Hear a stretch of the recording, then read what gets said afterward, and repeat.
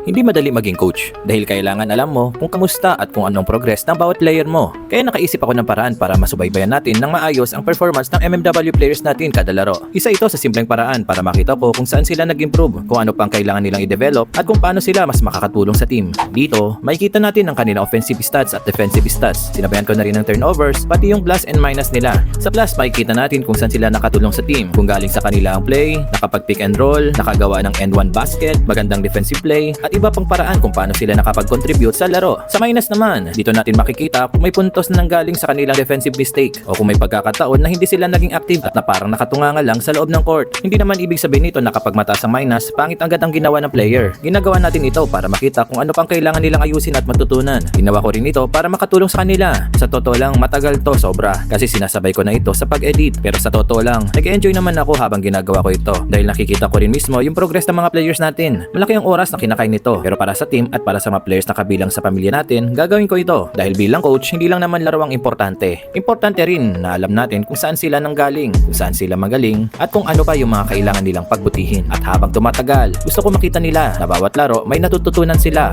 Bawat pagkakamali may kailangan ayusin at bawat effort may progress. Hindi natin kailangan maging perfect. Ang mahalaga, mas magaling tayo ngayon kaysa kahapon.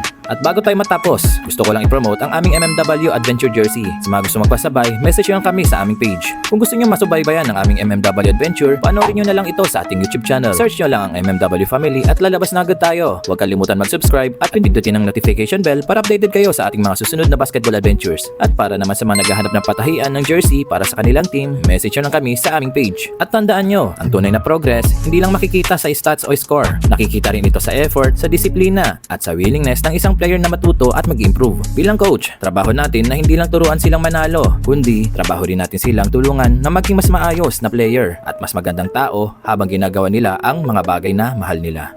This is Coach Tatay, kita-kits sa susunod nating laban.